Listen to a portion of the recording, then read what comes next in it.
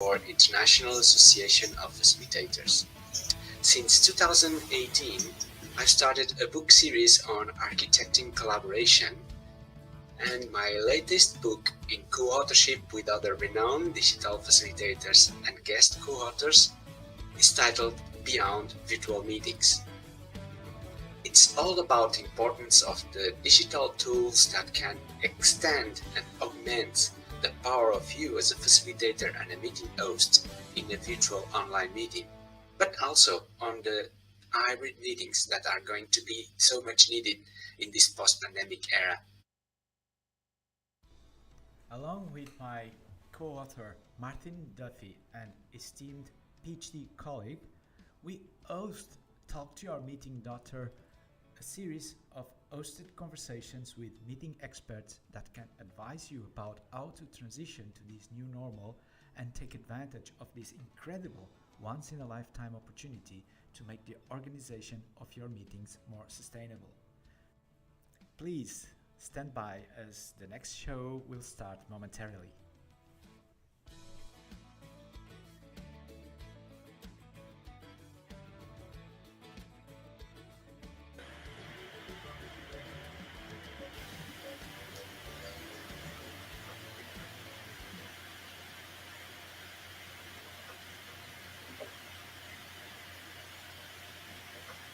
Welcome, everybody. Thanks, Paul. A little bit of a background in our town, but it's good to be here again with all of you today and for another episode of Talk to Your Meeting Doctors. How about that, Martin? Yeah, no, that was a good intro. Nice to see some of the faces that we've and the people that we've interacted with in the past. We've had some really interesting conversations over the last 6 or 9 months, for sure. Absolutely. And we're raising the bar every time we got more and more renowned speakers on board, right? Yeah, for sure. Yeah, it's Yeah, plus the diversity of topics. I think it reflects what actually happens in meetings, diversity of meetings, subject matter, people, settings. It all encompasses the areas that we have talked about. So I think it's very apt.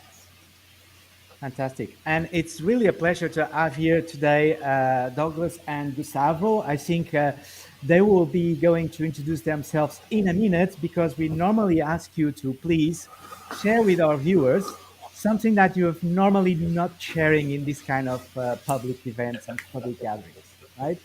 And starting alphabetically, Douglas, over to you. Hi, Douglas Ferguson. I'm the founder of Voltage Control. We're a change agency, so we help organizations thrive through change, whether that's through training or coming in and helping unpack problems such as poor meeting culture or just leadership or other issues. And gosh, something fun about me that I don't normally talk about. Maybe that I'm a big Pilates fan. I love doing Pilates. I do it multiple times a week. Cool. Good for the core strength there, Douglas, yeah? That's right. It's good to have you, Douglas. Thank you so much. And Gustavo, how about you? Hi, everyone. My name is Gustavo Razzetti. I'm the CEO and founder of Fearless Culture. We are a culture design consultant. So I'm going to start with something that many people don't know about me. I like to cook, but really cook. So I've been actually working in a restaurant at some point, and I cook recipes and food from Thailand, Vietnamese, French, Spain, whatever, Italian. And I think that when it comes to designing the culture of an organization, I use the same principles. I like to improvise and see, okay, what can I cook with the ingredients I have at home?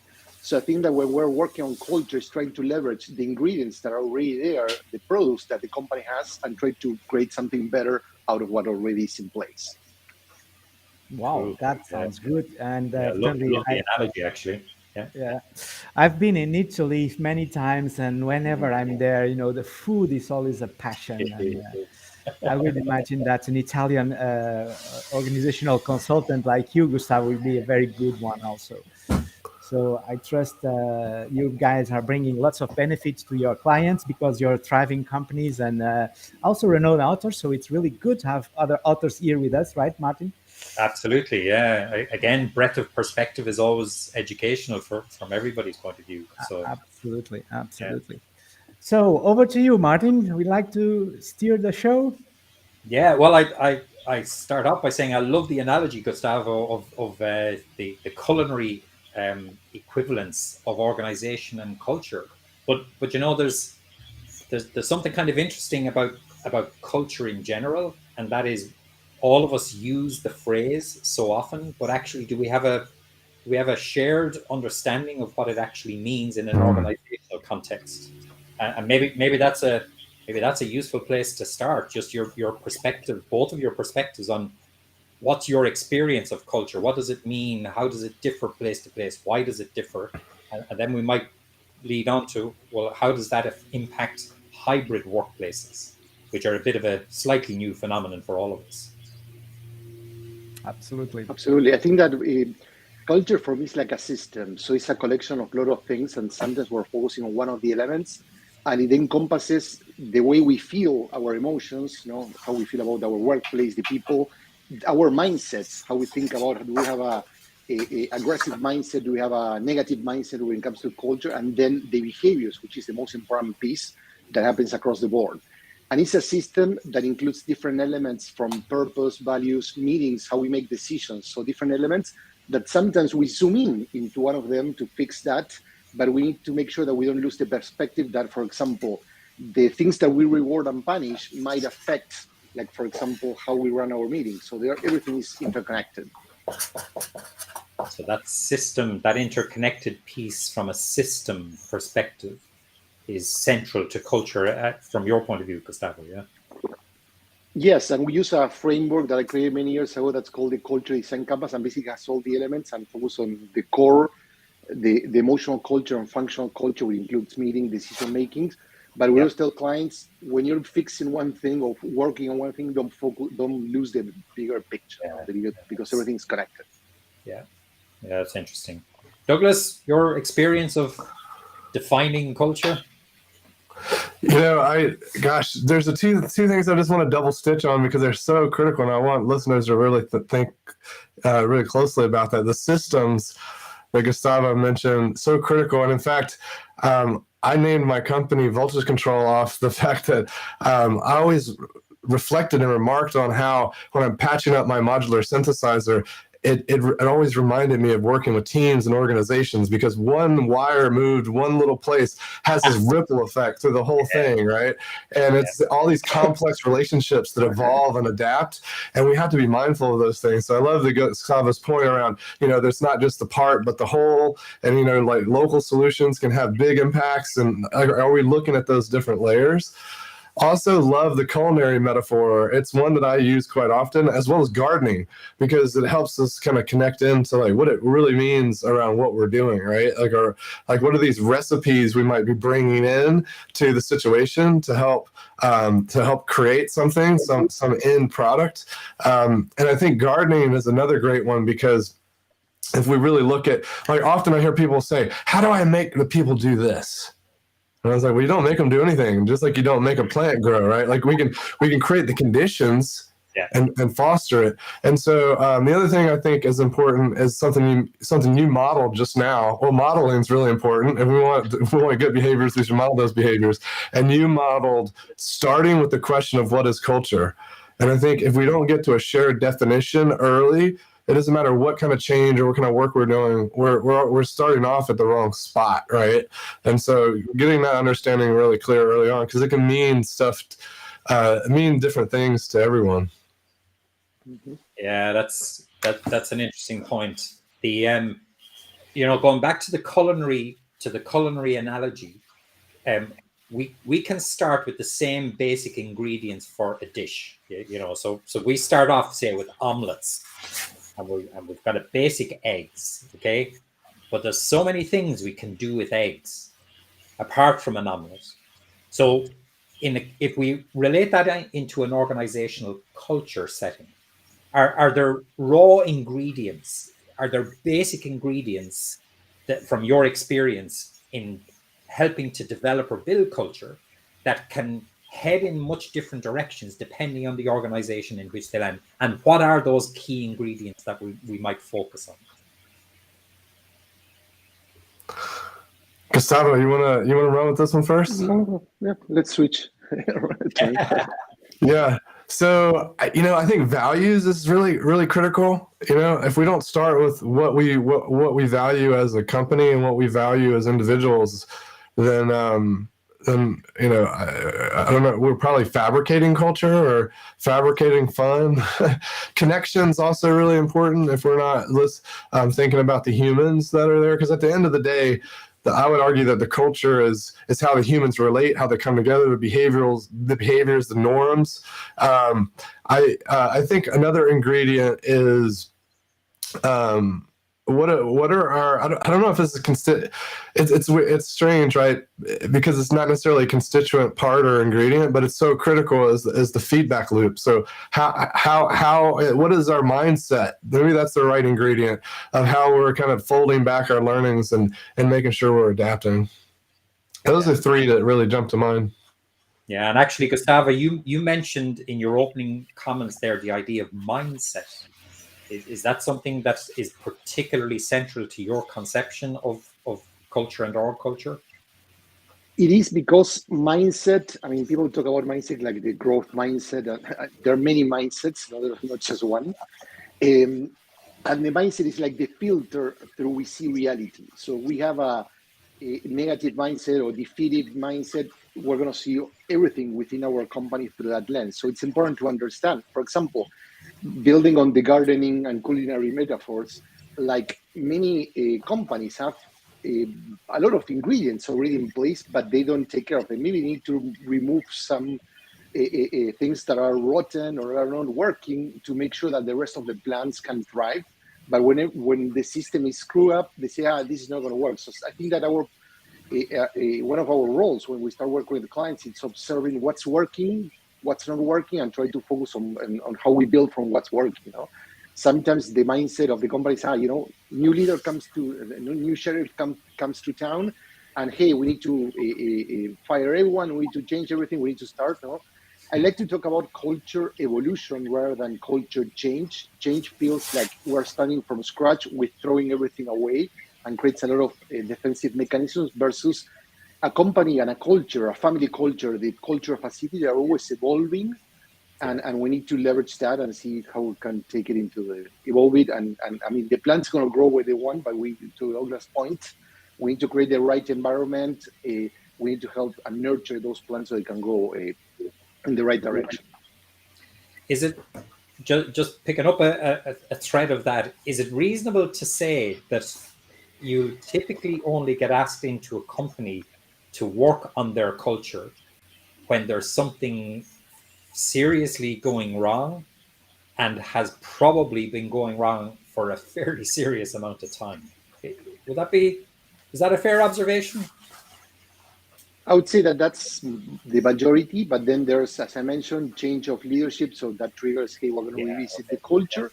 And then there are companies that probably the leadership team has been there for more than a decade, maybe two, and they feel that they need to refresh the culture. So they define like values or purpose and behaviors that they want to reward many years ago, and they want to say, hey, is this culture still relevant? Do we need to refresh? Yeah.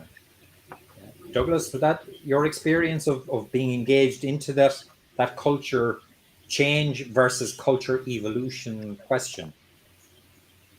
I think that's a great framing. I love. I really lit up when Gustavo mentioned that. This because it can be quite. Well, I'll say this: any change has a lot of identity wrapped up in it, and people can become really fearful around this loss of identity. And so, if we're talking about we're changing your culture, that could create an identity crisis for the entire organization, or certainly large portions of it, right? And so this notion of evolution, we're not throwing away what works. We're just making a shift around things that aren't serving us. And that comes back to some of the ingredients that are really important, like purpose and vision.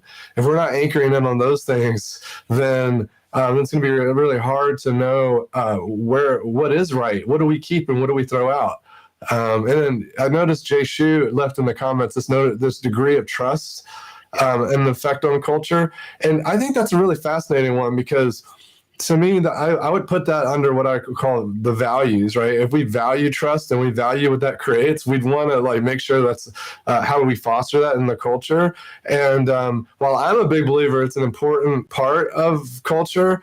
I don't know. Maybe someone out there wants a culture that doesn't have a lot of trust. I don't think I'd want to work there, but I think if you really step back, and what are the essential elements of like defining what's important to you, right? And then having those conversations to build out of that. Yeah, that concept of trust that's a real tricky one, isn't it? Absolutely. But Martin, if I may step in, let me share an episode of a meeting that I was attending yesterday, and again, an hybrid meeting. You know, I think organizations are learning how to behave hybrid in meetings. And it was, I mean, I understand trust is important in the culture, but in that case, I noticed a little bit of disrespect in terms of the participants that were outside the meeting room, I were remote. They suddenly cut the meeting without saying even proper goodbyes. I mean, sometimes I wonder if it's the values of being human, regardless of being remote, that are we missing in an organization. Yeah. It also comes down to norms, right? Like I've observed teams before that felt they had it all together. You know, they're really polite in the beginning. They said their goodbyes. And then I've observed teams that seem like a total train wreck. And I'm like, what's going on here? Like, I can't even make sense of what's going on. It's chaotic. It's messy. And then I go and I'm talking to the manager and I'm like, hey, you know, one team really seems to be struggling, but the other one has she's like, I totally agree with you. And then when she says a couple of names of the team members, I'm like, hold on a second. Like she's thinking the chaotic team has it together. And it's because they had established these norms. They understood each other. They behaved in these unpredictable ways, but they had a shared understanding. And from the outside, the clinical, like polite, appropriate likeness seemed like they had it more together, but there were knives out when the meetings weren't happening. So I always like to say, if there's more truth in the hallway than in the meeting, we got a problem. Absolutely, yeah. I use the phrase actually on that point, Douglas. I normally use the phrase walking the corridors. So I normally invite meeting participants to reflect on if things that are not said in the meeting walk the corridors of the organization. We all need to sit up and take note. Are our meetings doing what they're meant to do? That, you know, so it's there is something in that, the idea of those accepted norms. But let me just go back to Gustavo. You made the point, and Douglas, you actually referred to it as well. This concept or notion of, if there's a new leader in town, if there's a new kid on the block, that in some way we have to reflect on, review, or do something with our culture. Or does it actually work slightly in reverse? There is a new leader, but a new culture is going to come no matter what, because it'll generate from the top down. Which in your experience is more prevalent, that a new culture gets driven because of the new boss coming in, or a new boss coming in looks to foster a different culture? Yeah, I think that culture is like we talk about being a system, being like an organism, right? So you cannot control it, and that's one of the hardest part for leaders. A leader can define certain parameters of how they want the culture to be, but they cannot do with it whatever they want. So this is a nice tension between like a leader coming to a company and probably the leadership style and the culture style of the organization don't match. And that's really something that when we are hiring new leaders, we don't do the activity, the exercise. What type of culture do we have? And what's the right leader to help grow that culture? So sometimes we have culture that are very tribal. People get along very well. Think about a lot of Fortune 500, like P&G, Mars, all the traditional packaging packaged goods companies that basically have been there for ages. They know each other. They feel proud about belonging to that company. And then you have someone that's an external, doesn't understand the codes. They want to change everything. They want to bring their guys. Well, that's going to create a clash. I'm not saying you shouldn't do that, because you need sometimes to go through some tension to improve culture.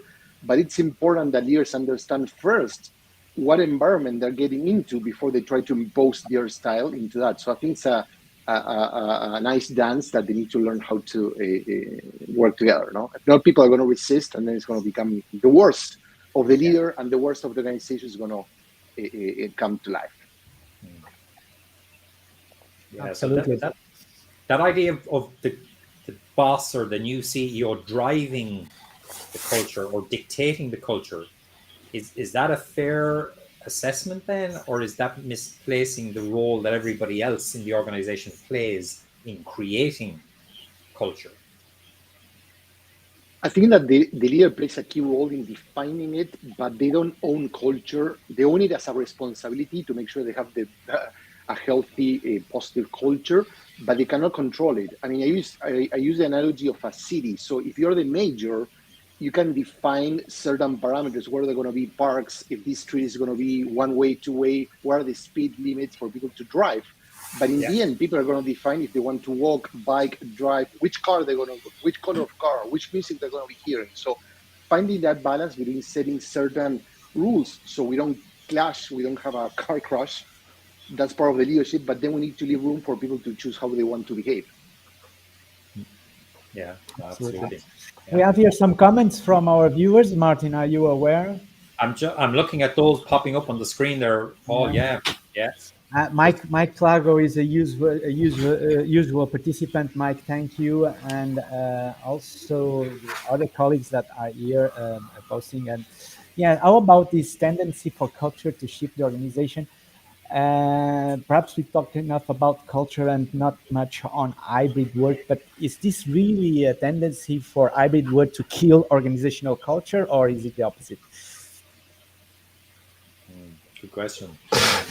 You know, this one's really fascinating because it kind of, and then he also mentioned a HBR article that kind of more specifically talks about, mentions or alludes to the burning platform. So, you know, like, if this isn't working, let's explode it. So we creatively destruct this thing so that we all jump ship. I think that this comes to my favorite answer, a nuance of what Gustavo was saying, which is, you know, the leader can't dictate it, but they need to be looking at it very intently. And Carol mentioned this notion of nurturing the culture. And if it's not top of mind for the leader, if they're not paying attention to it, if they're not seeing this giant cliff, if they're not seeing this platform that's about to explode, then it's going to be really painful. But like, why do we have to get to that point where it's really painful? I just don't believe that we have to get to that point. Like, sure, it's effective. Sure, if we set the whole house on fire, everyone's going to run out.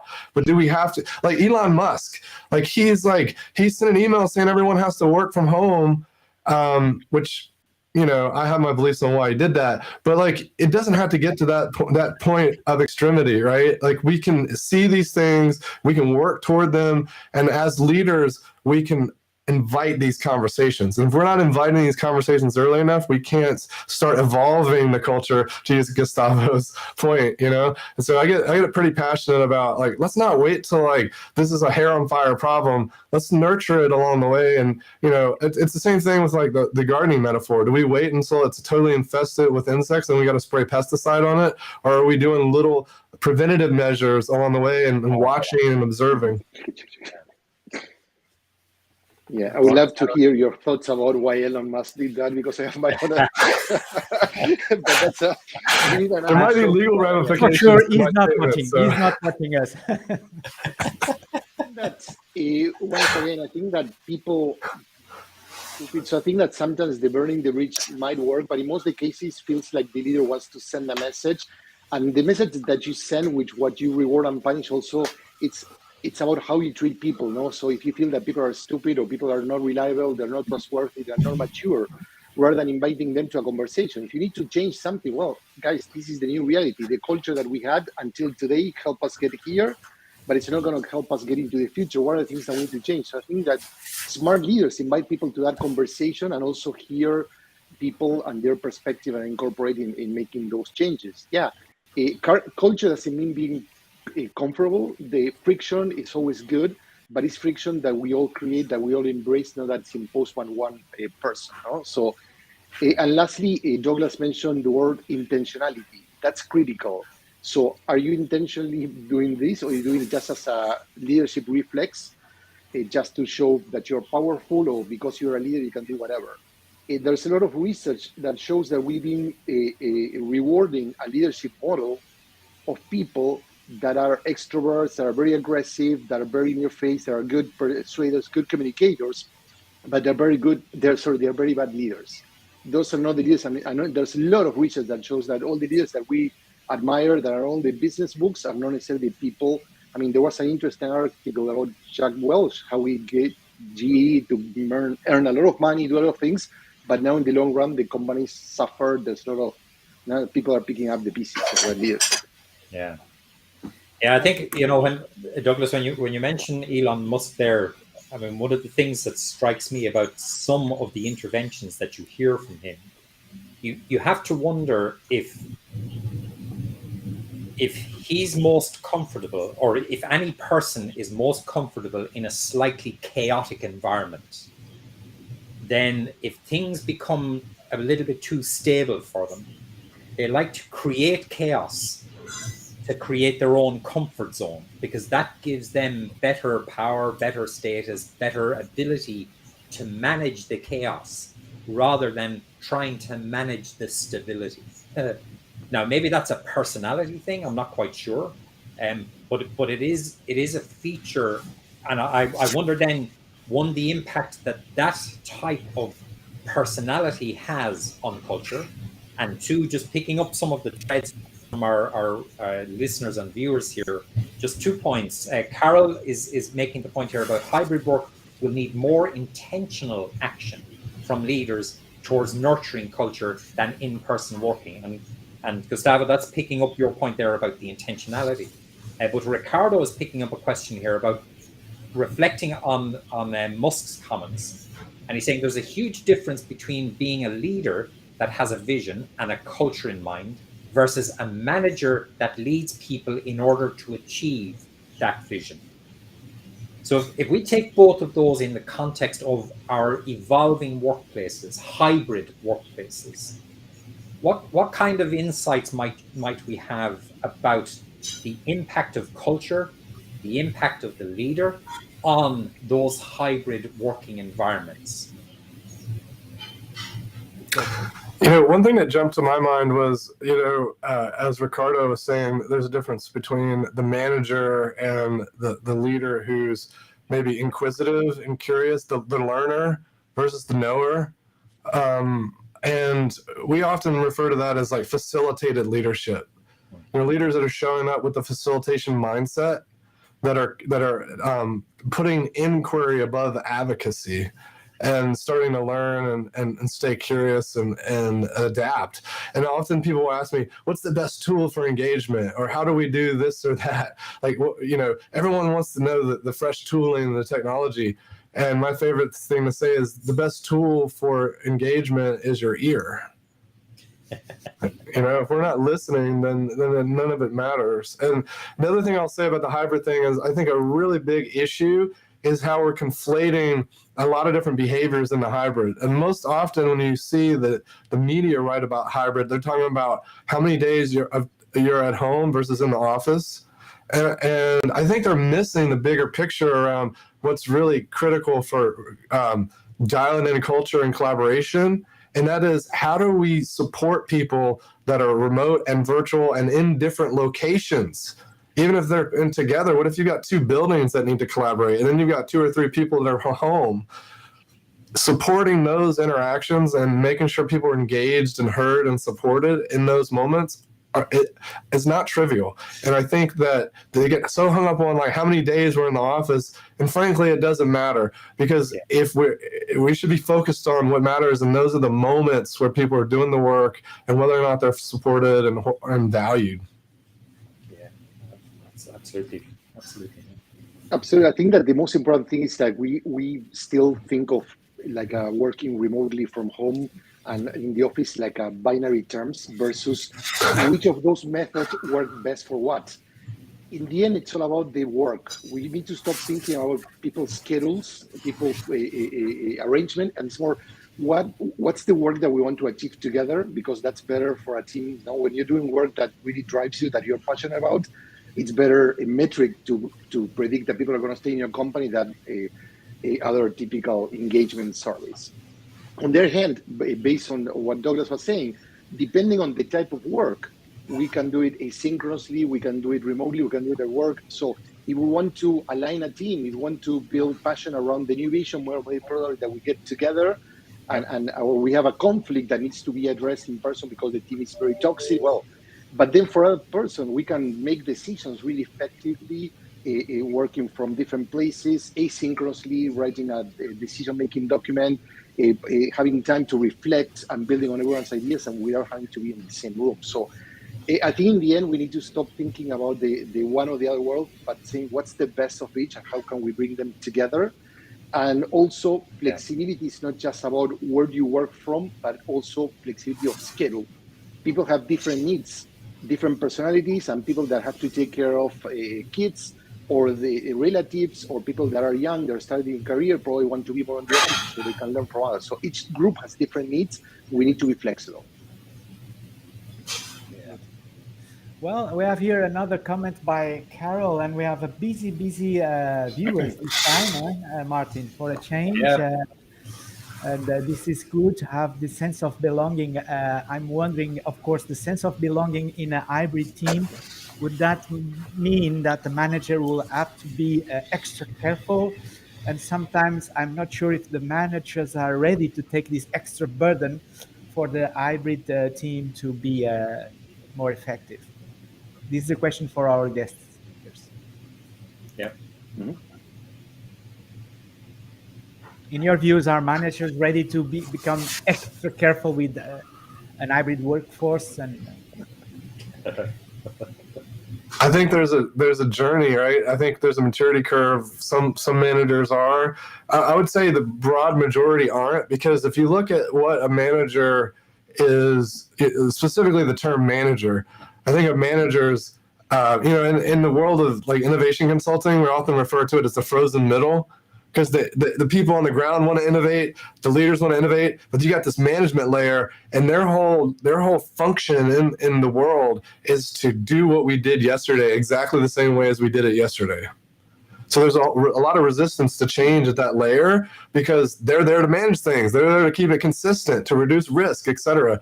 And so, sure, you'll have outliers. You'll have plenty of folks that are curious. But if they're really staying true to their identity, they're trying to support the old ways of doing things.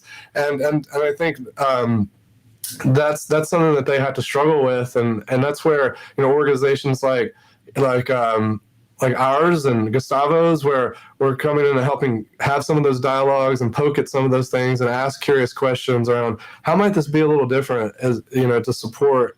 Or even folks listening to conversations like this, they get a little curious and try things. But it's a journey. It's not like you just flip a switch and you're instantly able to do these things. They have to practice and experiment with supporting people. And specifically the belonging piece, I think that is a mindset that we really have to foster, because it's not a matter of just saying that, oh, let's put in some policies. We have to model that every day. We have to make sure that we're creating space. Like, who haven't we heard from? Does everyone feel complete? Even the way we do one-on-one meetings, like making sure that people really feel heard and valued. Yeah. I was going back to the beginning. I always like to reflect on what we were talking about. And Douglas mentioned something about the pandemic and now working remotely, hybrid, whatever you want to call it. It basically amplified when it comes to company culture, things that were really wrong. So when people say, "Hey, I need to fix my hybrid meetings," well, they're in-person meetings that are really broken. So the same happens with culture. I think that many leaders understand that culture matters. Leaders and managers, they talk about it, but then they're not ready. They're not prepared to design a culture, what it takes from them to build a strong, healthy environment so the plants can grow. And they don't want to admit it. And very few people talk about this. Now that we're in a hybrid environment that requires more intentionality, different arrangements, people that are in the room, people that are not, people that maybe they joined the team and we never saw them in person. Well, how do we manage all those complexities? It's not complicated, but complex how we manage the complexity and make sure that they're not ready. Most of the leaders and managers are not necessarily ready. They are better because they learn some tricks, but they're not ready to switch and become more of a facilitator of that culture. No, rather than try to be the one that's going to fix all the problems, they need to be more mindful. How do we create that sense of belonging that's critical for teams to do great work? And that's reflecting back, Gustavo, to one of your earliest points, which was this idea of the organization as a system, the culture as a system. So it's not that it's all made up of discrete individual parts. It's made up of relationships between all of those parts. And if you affect one, you affect all. So it's I suppose having the vision and having the maturity to be able to see that it's not just about pulling individual strings, but then I suppose one of the things that are hybrid, like I take the point that you made, both of you made the point earlier, that hybrid is not just about how many hours in the office, how many hours at home. But COVID kind of forced everybody to think about hybrid in a way that I would suggest we never had to think about it previously. Previously, we evolved into different versions of hybrid working, which we kind of took for granted. But COVID forced everybody to look at the same issue at the same time. I think as we emerge from it, organizations are finding very different ways to interpret hybrid and then to manage or deal with hybrid. So I suppose a key question in my mind then is the original organization culture, is that driving responses to the new requirements of hybrid working, or is it the reverse? Are new hybrid working demands and requirements forcing underlying culture change into our organizations? Great question, Martin. Yeah. Or is it a bit of both? Is that a hen and egg question that we'll have to wait another while for more clarity to come out of it? But while probably our guest speakers need some time to reflect, let me throw in something, Martin, that probably Sure. you'd like also to put in the equation. Is Yeah. what I fear the most is sometimes we are like blind flying. We have no instruments for culture, and this is something that sometimes I wonder is how do we gauge if we have the kind of culture we really want, first of all, and what is it the metrics that we need to have in place if we want to have some change in culture, right? So this is both for both of you, and don't forget about the previous question from Mark. Absolutely. I think that one thing that's important to make sure that we're not putting all together or mixing is the pandemic forced people to work from home. And I emphasize working from home because we couldn't go to many places. So it was remotely, but mostly from home. And it was a one size fits all. So basically, in the past, we all work in the office, then we're all forced. It wasn't a decision. We were forced for health issues to work from home. When it comes to hybrid, now we have to make a choice. Leaders have to make a choice. Are we going to force people back to the office? Are we going to embrace now, like many companies say, no, now we're going to continue working fully remotely, or are we going to create a different model? Are we going to have a one-size-fits-all model for hybrid, or are we going to let each team define their model based on the type of work that they do, the type of services that they offer? No? So I think that's the most important thing, that now they need to make a choice, and that's where leaders are failing. They don't want to make that choice, so they're defaulting to what used to work for them. Most leaders that are in the, let's say, upper 60s or 50s, whatever, they want people to go back because first, they don't trust people, so they do it by visibility. They want to see people. If people are busy, they are there, they're working. But also for them, being at the office, it's like I have my corner office, people salute me, I have my receptionists, like different assistants, so it feels like powerful. It's what they are used to. The younger people need to be more in person because they need to learn from others, they need to model, they need to, hey, I'm here, I want to grow. But then the people that are with kids, that segment, or people that are in the 50s or 45ish, they don't want to go back to the office, or not as often as their leaders want. So that's where the complexity comes. Is different people have different needs, different expectations, And leaders, rather than try to impose one model, need to understand the complexity and try to find a solution. No? It's something that came up for me was this, we were doing hybrid before the pandemic, and I would say most companies were doing hybrid pretty poorly. Like if you ever had a doctor's appointment the same day as the all hands meeting, or just happened to be out of the office, and they had the star phone sitting on the conference room table, and you experienced that, it was, you were a second class citizen. And I think one of the things that the pandemic brought to us, this was realization of what it's like to be on the receiving end of that, and the possibility of how much better it can be. And so I think people's expectations have risen. And so we're going to require more and more inclusion when we talk about the experiences that show up, or people are going to opt out of them, which I think is great, right? Because we're going to demand better. And there's some comments in the thread here around companies that had good culture before are fine, and it comes back to my comments around why we wrote Magical Meetings and the thinking behind sharing these fundamental behaviors around having better meetings, because we believe that that's where a lot of your culture manifests, right? The meetings are where we actually come together, where we spend the time as multiple humans together at work. I mean, sure, interactions happen over email, et cetera, but by and large, we're having meetings, and so how we behave and the norms we establish there are really critical. And hybrid and remote just throw some technology layers on top and throw some curveballs, but we got to have the underlying beliefs and behaviors in place. So things like, hey, let's actually respect each other. Let's be hard on ideas but soft on people. Let's actually not have a meeting if we don't have a clearly articulated purpose. All of these things that I think are kind of some fundamental behaviors that if we get down to, we can start to have higher engagement, higher connection, better understanding between each other. Yeah, it's complex, isn't it? And again, I'm really struck, Gustavo, by your opening comment, which is this concept of system. I have to confess, I'm guilty.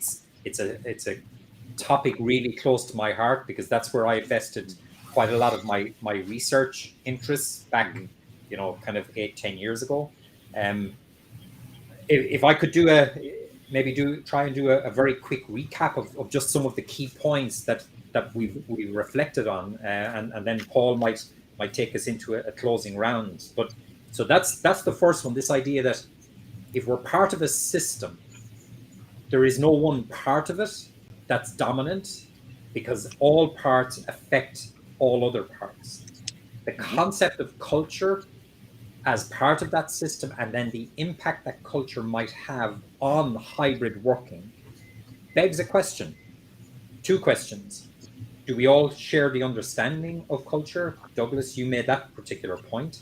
And two, which came much later, do we all share the understanding of hybrid? Hybrid is not just about being in the office or not in the office. So maybe on two fronts, all leaders, managers need to take a little step back and reflect on, do we have a shared understanding of those two critical components in this particular conversation? The next key point that I took out of the early part of our conversation is, it's not about imposing or deciding what the culture will be. It's about creating the environment and the conditions within which a positive culture can emerge.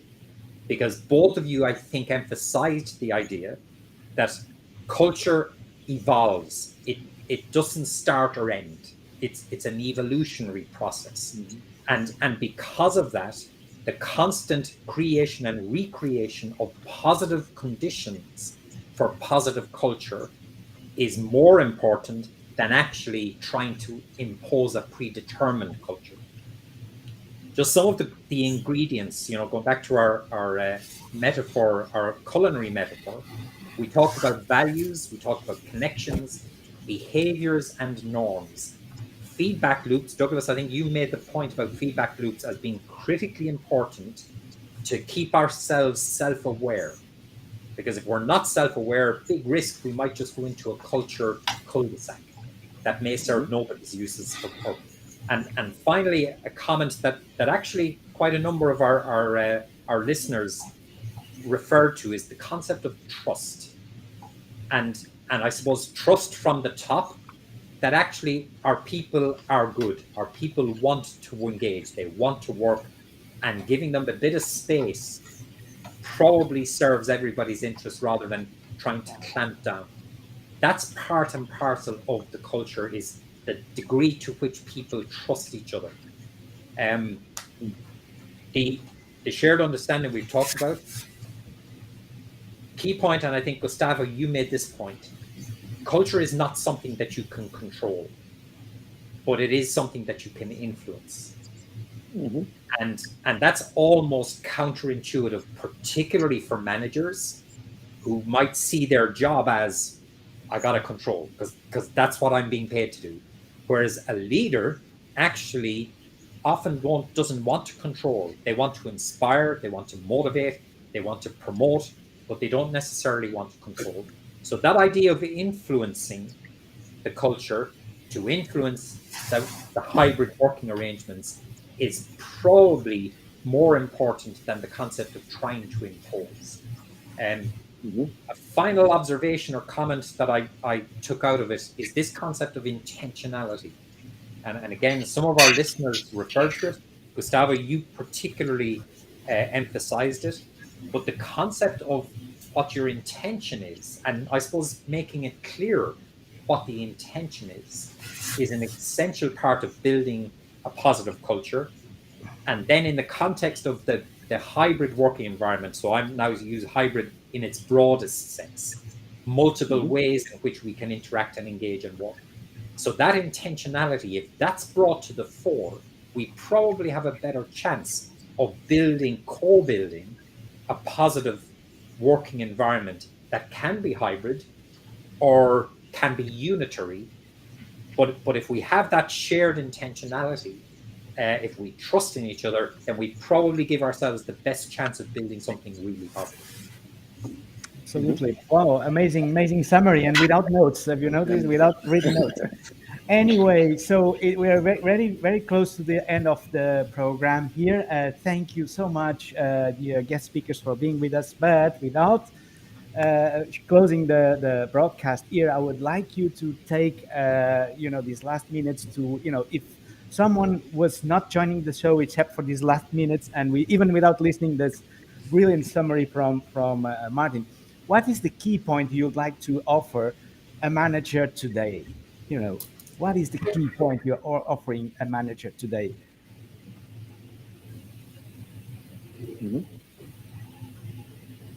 Douglas, you want to go first, Douglas? Or Sure, yeah. There was a comment that kind of came through. I believe it might have been from Mike around organizations get the behaviors they reward. And this comes down to, like, we often talk about incentives, right? What are we incentivizing? And this especially plays out when we've got the key performer that's just the biggest asshole. Like, I don't know how you guys feel about curse words on your show, but I think it's important to, like, really drive home how horrible this person is, but they're just bringing in the revenue. And I'll tell you, that is insidious for culture. And if you're managing someone like that, know that they are disrupting the rest of your team. And you're sending the incentive to them that, like, it's okay for you to be abused or misheard, unsupported, because this person amazing at what they do or whatever.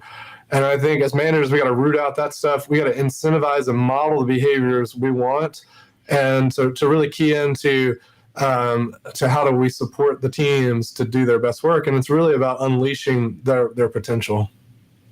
Absolutely. Yeah, I like that. I love it. Yeah, culture is what we reward and punish, so not what we say it is. For me, going back and zoom out into the system, I think that leaders need to embrace a paradox, which is flexibility and discipline. So thriving in this hybrid workplace requires embracing flexibility. Let people design their work schedule, let people design how they want to do their work, and also understand that different teams will have different needs, and that's okay. How can you reconcile those? But on the other hand, we need to be very disciplined in terms of how you facilitate meetings, how you facilitate for inclusion, how you make sure that you're not promoting people that are just present or closer to a leader versus people that work from home, but maybe they deliver the goods even better than others. No, so that's leaders need to be more intentional, and really requires a lot of rigor.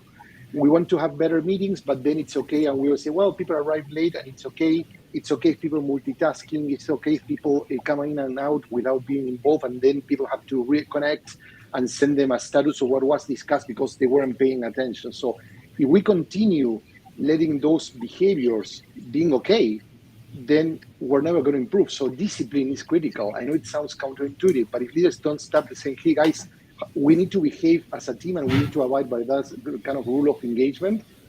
So flexibility and discipline is my advice for leaders.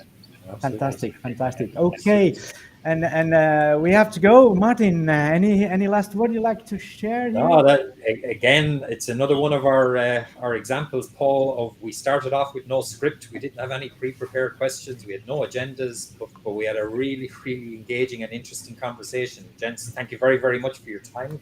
I thoroughly enjoyed the interaction, and certainly I've learned a couple of things that I will go away and reflect on in my own consulting work and my own environment. So thank you very much. Really enjoyed that chat. Awesome. Thank you. Absolutely, absolutely. We'll leave here stronger. And also thank you to dear viewers for your comments and participation. It's really amazing to be in this metaverse space with all of you. I hope you enjoyed the program, and see you next month with more another episode of Talk to Your Meeting Daughters. Goodbye for now.